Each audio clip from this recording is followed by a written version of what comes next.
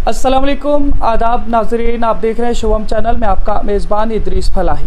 मेरे साथ मेरे उस्ताद मोहतरम डॉक्टर जमशीद साहब हैं। आप सब लोगों को, ख़ास तौर से ज़िला डोडा के सभी लोगों को मुबारकबाद इस हवाले से कि डॉक्टर जमशीद साहब अब गवर्नमेंट डिग्री कॉलेज डोडा में बहैसियत HOD इंग्लिश काम कर रहे हैं कुछ अरसे से। इन्हीं के साथ मुख्तलिफ़ तरीके की जो सरगर्मियाँ अब इनके ज़रिए से यहाँ पे हो भी रही हैं और होने वाली हैं, आप तक जानकारी पहुँचाने की कोशिश करेंगे। मैं आपको बहुत बहुत मुबारकबाद पेश कर रहा हूँ, आप यहाँ तक पहुँच गए आखिरकार। बहुत बहुत शुक्रिया अदरीस, बहुत बहुत शुक्रिया। मैं आपसे ये जानकारी लेने की कोशिश करूँगा, जिस तरह से एक इंग्लिश के हवाले से अगर देखा जाए, एक इंटरनेशनल लैंग्वेज है और हर जगह हमें ज़रूरत पड़ती है। यहाँ तक हमारा जितना भी एजुकेशनल सिस्टम है वो सारा इंग्लिश में है। तो क्या लगता है आपको कितनी अहमियत है इंग्लिश की चिनाब वैली के अंदर, और क्या लगता है आपको कितना सुधारने की ज़रूरत है? अदरीस, पहले आपका बहुत बहुत शुक्रिया, आपके शिवम चैनल का बहुत बहुत शुक्रिया। आप मेरे स्टूडेंट भी हैं और बड़ा अच्छा लगा कि आप यहाँ पे आए। देखिए, जो आपका सवाल है उसमें सबसे इम्पॉर्टेंट बात यह है कि इसमें कोई दोहराई नहीं है कि अंग्रेज़ी ज़बान जो है इसे लिंगवा फ्रेंका का नाम दिया जाता है। ये एक इंटरनेशनल लैंग्वेज है, ये एक विंडो लैंग्वेज है जो हमें बाहर की दुनिया के साथ जोड़ती है। मुझे भद्रवा में पिछले साल जब मैं एक बार एक फंक्शन में बात कर रहा था तो मैंने कहा था, बेशक उर्दू, हिंदी, कश्मीरी जो भी हमारी यहाँ रीजनल लैंग्वेजेस हैं वो तो हम करते ही करते हैं, बट अंग्रेज़ी एक खूबसूरत मजबूरी है, एक खूबसूरत मजबूरी है। ये खूबसूरत भी है और मजबूरी भी है, क्योंकि आजकल जो भी मीडियम है, मीडियम ऑफ इंस्ट्रक्शन है हमारे स्कूल्स में, कॉलेजेस में, यूनिवर्सिटीज़ में, बल्कि हमारा कम्युनिकेशन जो ऑफिशियल लेवल पे होता है डिफरेंट गवर्नमेंट डिपार्टमेंट्स में, प्राइवेट डिपार्टमेंट्स में, सभी इंग्लिश में होता है। तो इसमें कोई दोहराई नहीं है कि ये एक ज़रूरत है और हर एक को इसे पढ़ना पड़ेगा, बल्कि उन्हें भी जो उर्दू, हिंदी, अरबिक, संस्कृत पढ़ाते हैं, डोगरी पढ़ाते हैं, उन्हें भी। बाकी जो सोशल साइंसेज या साइंसेज और नॉन मेडिकल या कॉमर्स हैं उन्हें तो करना ही है, क्योंकि मीडियम ऑफ इंस्ट्रक्शन हमेशा इंग्लिश रहता है। तो क्या लगता है आपको सर, जब से आपने ये ओहदा यहाँ पे संभाला है, तो डिग्री कॉलेज डोडा में ख़ास तौर से इसके लिए क्या क्या स्टेप्स आप ले रहे हैं? अदरीस, सबसे पहले तो मैं जो इस चेयर पे मुझसे पहले बैठे हुए थे लोग, आप देख रहे हैं बोर्ड पे बड़े बड़े नाम हैं, जिसमें प्रोफेसर जावेद मुगल मेरे उस्ताद, मेरे दूसरे उस्ताद प्रोफेसर शाहजहान आलम, उसके बाद प्रोफेसर फलक, और मेरे स्टूडेंट भी और मेरे दोस्त, मेरे साथी जो अभी भी यहाँ पे मौजूद हैं, प्रोफेसर मंजीत सिंह। उन्होंने बहुत रिच लेगेसी जो है पीछे छोड़ी है इस डिपार्टमेंट में। इस डिपार्टमेंट का नाम बेहतरीन डिपार्टमेंट्स में गिना जाता है डिग्री कॉलेज डोडा में, और अगर हम इस डिपार्टमेंट को बाकी कॉलेजेस के डिपार्टमेंट्स के साथ भी कंपेयर करें तो एक अच्छी पोजीशन पे हम लोग हैं। देखिए, पहले भी पिछले 3-4 सालों में मैं बिल्कुल मुख्तसर अल्फाज में आपको बताऊं, हमने यहाँ से पहले एक first UT level poetry competition कराया था, जिसको आपने कवरेज भी दी थी, जिसमें लगभग 450 स्टूडेंट्स ने पूरे जम्मू कश्मीर से पार्टिसिपेट किया था, जिसमें ऑनलाइन करवाया था हमने वो, जिन दिनों कोविड पेंडेमिक चल रहा था। उसके बाद जब मैं डिग्री कॉलेज छात्रों में रहा तो हमने second UT level poetry competition करवाया था।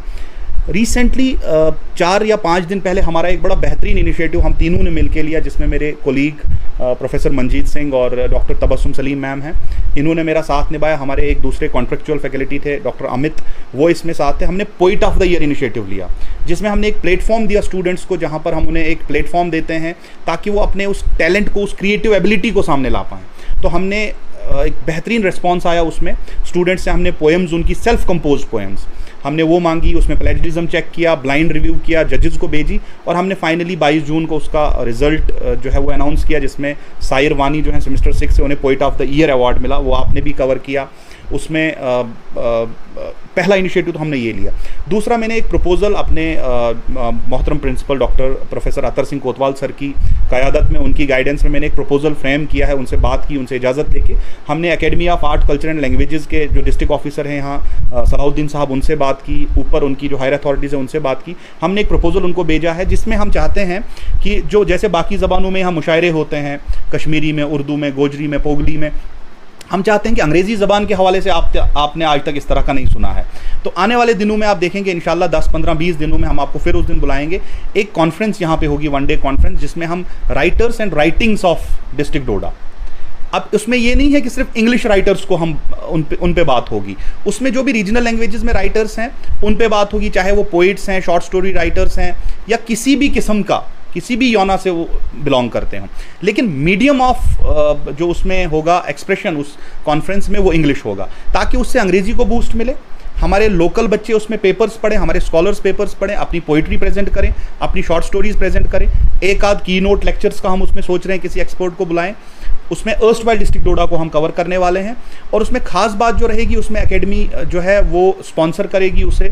उसमें जो पेपर प्रेजेंटर्स होंगे उनको ऑनरेरियम जो भी गवर्नमेंट रेट्स होते हैं, या जो पोइट्री पढ़ेंगे अपनी यहाँ पे उनको गवर्नमेंट रेट्स के अकॉर्डिंग वो दिया जाएगा। और उसका अहम मकसद ये होगा कि एक तो लैंग्वेज को बूस्ट मिलेगा, सभी लैंग्वेजेस को इन जनरल और इंग्लिश लैंग्वेज को इन पर्टिकुलर।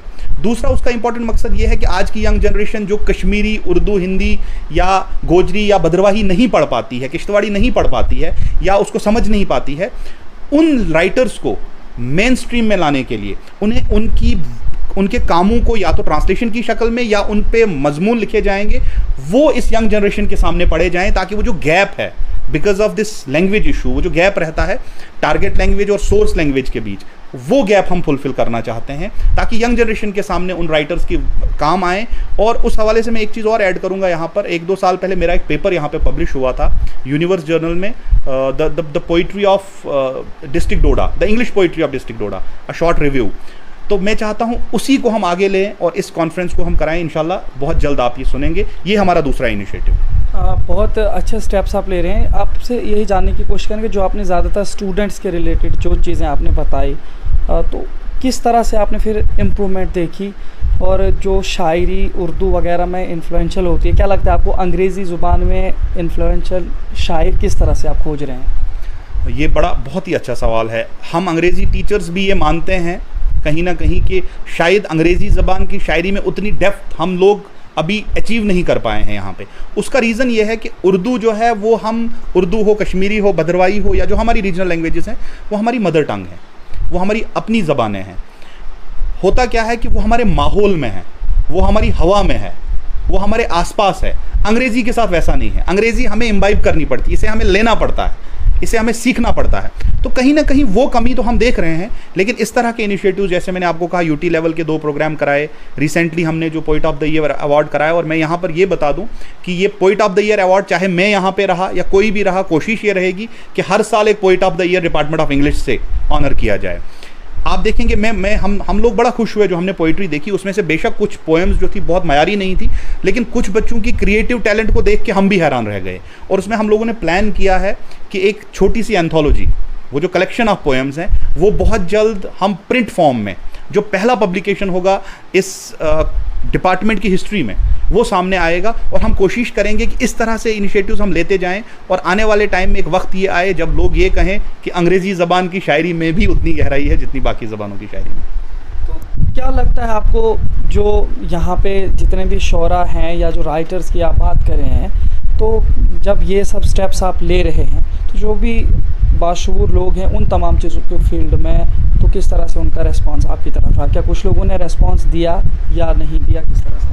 ये फिर से बड़ा अच्छा सवाल है। मैं आपको बताऊं, जब हम उर्दू शायरी की बात करते हैं, कश्मीरी शायरी की बात करते हैं, तो हमारे पास दर्जनों नाम सामने आते हैं हमारे जहन में। अभी मैं यहाँ अगर बात करूँ अंग्रेज़ी शायर हमारे डिस्ट्रिक्ट डोडा के, तो मुझे नहीं लगता कोई नाम सामने आएगा। लेकिन मैं यहाँ पर बता दूँ अपनी ऑडियंस और अपने जो देखने वाले हैं उनकी इन्फॉर्मेशन के लिए, हमारे यहाँ बड़े अच्छे लिखने वाले लोग हैं। जैसे मैं आपको कहूँ, मैंने अपने पेपर में जिक्र किया, गूगल पर आप उसे सर्च भी कर सकते हैं। उसमें नेहा शर्मा के नाम से एक मैडम है जो असर या बगर में कहीं पोस्टेड हैं। उनकी पोइट्री बहुत ही मयारी है, जो कि पब्लिश्ड पोइट्री है। उसके बाद हमारे एक लेक्चरर हैं भागवा में, कैलाश साहब। उनकी 2 बुक्स या गालबन 3 बुक्स, मैंने उनका इंटरव्यू वगैरह भी यूट्यूब पे देखा, उन पे भी मैंने थोड़ा सा उसमें काम किया अपने पेपर में। कैलाश साहब हैं, वो अपनी पोइट्री लिखते हैं। मेरे खुद अपने उस्ताद और मेरे मामू हैं वो आशिक साहब, जो रिसेंटली सबकदोश हुए हैं, सरकारी मुलाजमत से उस्ताद की हैसियत से वो काम करते थे। उन्होंने लगभग 500-700 के आसपास अंग्रेज़ी पोएम्स लिखी हैं, और उसमें से 50% के आसपास पोएम्स जो हैं वो छप चुकी हैं। लेकिन बात यह है कि कहीं ना कहीं हम अंग्रेज़ी के उस्ताद उसके लिए रिस्पॉन्सिबल हैं कि हमने उनको मेन स्ट्रीम में नहीं लाया, हमने लोगों को नहीं बताया यहाँ पे ऐसे शायर हैं। उसके अलावा भी कुछ नाम है। एक नाम जो बड़ा इंपॉर्टेंट मैं कहूँगा, उस पर हमने काम फिर से किया है कि हम उनका इंटरव्यू भी ले रहे हैं। आकिफ किचलू, वो भद्रवा से ताल्लुक़ रखते हैं, फ़ॉरेन में सेटल हैं, पेशे से डॉक्टर हैं, फोटोग्राफ़र हैं, म्यूजिशियन हैं, बट उनकी 3 बुक्स जो हैं वो पब्लिश्ड हैं, और आप अमेज़न, फ्लिपकार्ट से वो बुक्स खरीद सकते हैं। और उन्हें तो मैं डोडा का शायर नहीं मानता हूँ, हिंदुस्तान का शायर ही नहीं मानता हूँ, बल्कि वो इंटरनेशनल लेवल पर रिकग्निशन गेन कर चुके हैं। तो ये कुछ 4-5 नाम मैंने कहे। इसके अलावा भी हैं, इरशाद साहब जरगर ने एक बुक यहाँ पे निकाली है, वो उस्ताद हैं। कहने का मतलब ये है कुल मिला के अदरी साहब कि हमारी कोशिश ये रहेगी कि ऐसे शोरा हजरात, ऐसे पोइट्स जिन्होंने अंग्रेज़ी ज़बान में शायरी लिखी है, उनको हम सामने लाएं ताकि आने वाली जनरेशन भी इंस्पायर हो, क्योंकि आगे वाला दौर जो आने वाला है वो हर ज़बान का है। मैं किसी भी ज़बान के साथ ये नहीं कह सकता कि ये कम ये ज़्यादा, बट हर ज़बान को हम इक्वली आगे ट्रीट करें, और ये जो इनिशिएटिव्स हैं ये उसी का हिस्सा है। अगर देखा जाए शायरी के हवाले से एक माहौल था हमारे पूरे हिंदुस्तान के अंदर, चाहे यहाँ पे बादशाहत का दौर रहा, चाहे किसी भी तरीके से, तो शायरी का एक बहुत रिवाज रहा। लेकिन अगर देखा जाए आज के वक्त में इस फील्ड को लोग चुनते हैं बतौर शौक़, लेकिन बतौर प्रोफेशन ये चीज़ लोगों के सामने नहीं आ रही है। अब चाहे उर्दू का मयार काफ़ी उरूज तक अगर है, या दूसरी शायरी का अभी भी, लेकिन अंग्रेज़ी का आप अभी मसा स्टार्ट अप दे रहे हैं, तो वो क्या लगता है कि जिन लोगों को इसके साथ रब्त हो जाएगा उनका क्या फ्यूचर होगा, क्या देगी शायरी उनको? इसमें ये फिर से एक बड़ा अच्छा और बड़ा प्रैक्टिकल सवाल आपने पूछा। पोइट्री को पहले तो ये शौक़ ही होना चाहिए। कहते हैं ना कि अभी मैं अपने एक प्रोफेसर साहब हैं, प्रोफेसर नाज साहब, उनसे व्हाट्सएप पे बात कर रहा था। उन्होंने कहा शायर तो इंसान को दर्द बनाता है, इल्म शायर नहीं बना सकता है। तो वो दर्द किसी भी फॉर्म में हो सकता है, वो एहसास किसी भी फॉर्म में हो सकता है। बात यह है कि हमारे हिंदुस्तान में जो इंडियन राइटिंग इन इंग्लिश है, जो पोइट्री है, ख़ासतौर पे आपने पोइट्री का जिक्र किया, हम तो अपने इनिशिएटिव्स में हर तरह की राइटिंग्स को लाते हैं। जो इंडिया में या इंटरनेशनल लेवल पे जो इंग्लिश पोइट्स हैं, अगर आप बात छेड़ें तो Shakespeare, John Keats, John Milton, Shelley, Byron वगैरह बहुत ऐसे नाम हैं जिन्होंने अपना करियर शायरी को बनाया। मैंने आकिफ़ किचलू साहब से बात की मैसेंजर पे, उन्होंने कहा मैं तो ये सोच रहा हूँ मैं डॉक्टरी छोड़ दूँ। एनेस्थीशियन है वो, एनेस्थीसिया में है, वो कह रहे हैं मैं डॉक्टरी छोड़ूँ और मैं फुल टाइम पोइट बन जाऊँ। इससे साबित है कि अगर आप अच्छी मेहनत करेंगे और आपके अंदर एक शायर है तो आप इसको अपना प्रोफेशन भी बना सकते हैं, और साथ ही साथ इससे सोसाइटी असरअंदाज ज़रूर होती है। बहुत से ऐसे नाम हैं, और मैं यकीन के साथ कहता हूँ कि इसी जगह पे अगर हम आज से 10 साल बाद आएँ तो यकीनी तौर पे हम ऐसे शोरा हजरात कुछ गिनेंगे जो इसको अपना करियर बना पाएंगे। बहुत शुक्रिया।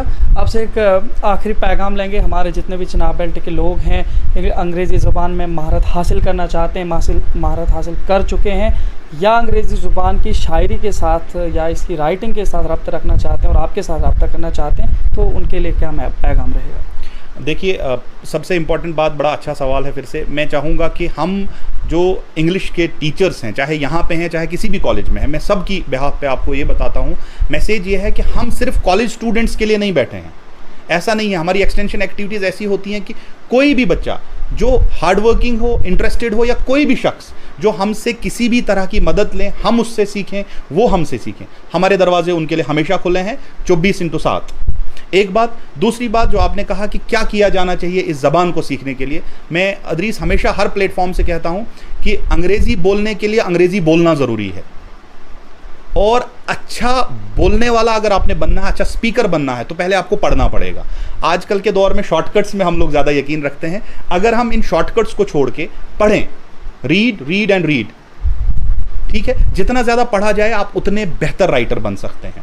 और अपनी वोकैबुलरी को इंक्रीज़ कीजिए, बेहतरीन स्पीकर्स को सुनिए, बेहतरीन राइटर्स को पढ़िए, और कोशिश कीजिए जब कभी भी ऐसा प्लेटफॉर्म मिले जहां पर आप किसी भी ज़बान की फ़रोख्त कर सकते हैं और उसे सीखने की कोशिश कर सकते हैं, उस मौके को पकड़िए, और उस तरह से आप एक बेहतरीन स्पीकर या राइटर उस पर्टिकुलर ज़बान के आम तौर पर और अंग्रेज़ी ज़बान के ख़ास तौर पर बन सकते हैं।